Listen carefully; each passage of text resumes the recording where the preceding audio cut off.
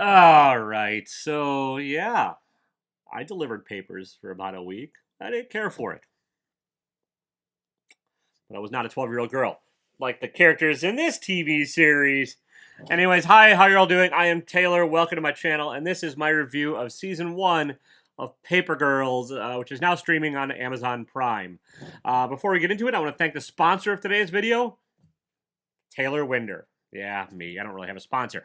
But if you'd like to help support the channel, want to buy some merchandise, want to buy some cool comic book t-shirts and apparel and whatever, you can go to my website, TaylorWinder.com. I'll probably do a flashy thing across here. And leave a link down below in the comments or in my description, so, help out. It'd be great. If not, it's fine. And yeah, that was TV magic or video YouTube magic. There's nothing in here. I just acted, people. Acted, because that's what acting is. It's faking things. And there were actors in Paper Girls. There definitely were. We'll get into some of that. But yeah, overall, I liked the show. It's 8 episodes, and it's based on a comic by Brian K. Vaughan and Cliff Chang. That's a 30-issue comic.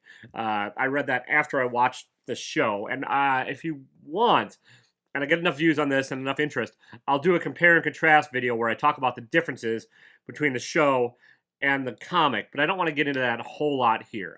So just leave a comment down below if you're interested in that. If not, it's all good. But yeah, the show, it's 8 episodes. I binged it in a weekend, so that's not bad, right? If it means it held my interest enough for me to binge it, which is something. And it's without getting into spoilers a whole lot. I'm not going to do a lot of spoilers in this review. It involves 4 girls in the 80s, and they get shifted about in time, and so that's about the only spoiler I'm going to give, as far as I'm going to try, anyways.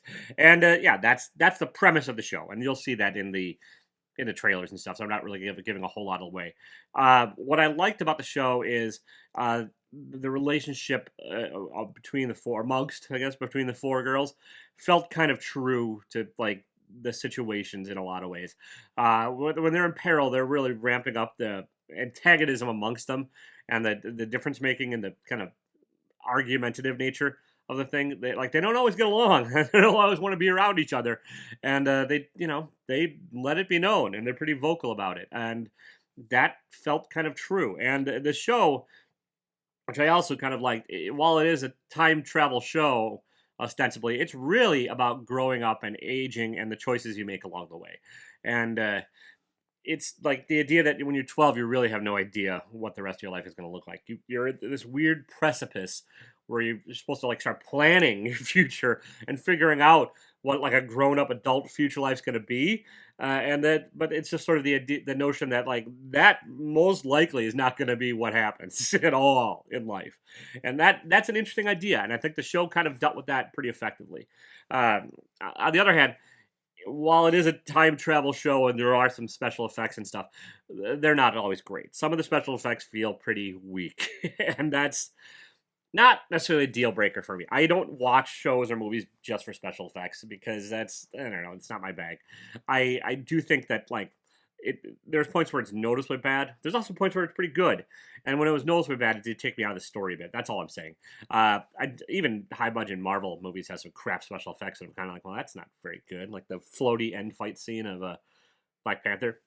Different topic, but yeah, it's not the biggest budget show. It feels kind of like a Sci-Fi Channel TV show in some ways, as far as the budget goes.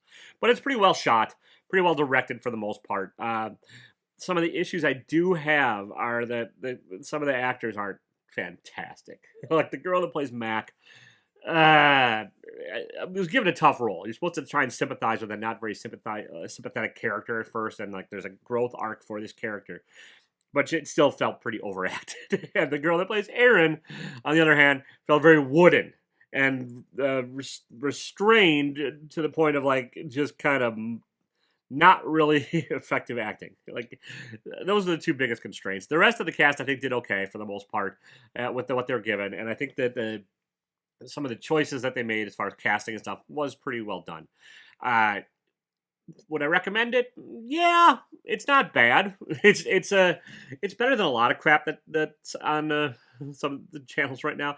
Like streaming services and stuff now, like nowadays, have not had a great run of things. There's a lot of mediocre shit out there, and this is above mediocre. It's not great. It's not top tier. It's not world changing, and it's not the best comic book adaptation of a show ever or adaptation of a comic book ever. It's not that by any means, but it's not horrible. It's if you've seen Sweet Tooth on Netflix, it's not quite as good as that, but it's around that level. That in a lot of ways I think is probably a pretty good comparison.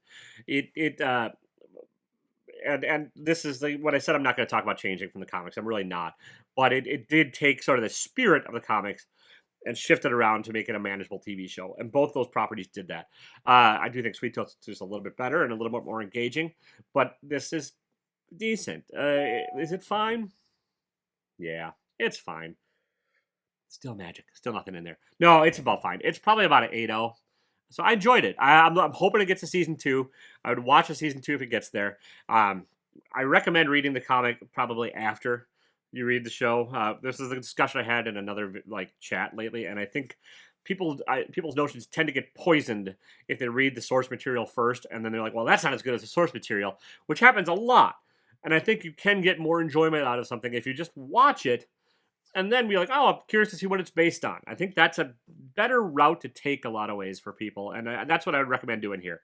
So that's what I've got. I'm gonna get out of here. It's gonna keep this one kind of short and simple and neat. And also, this is the second time I recorded it because the first time I didn't. I had no sound because my stupid mic. I hit a little thingy and the sound goes away. Anyway, thank you so much for watching.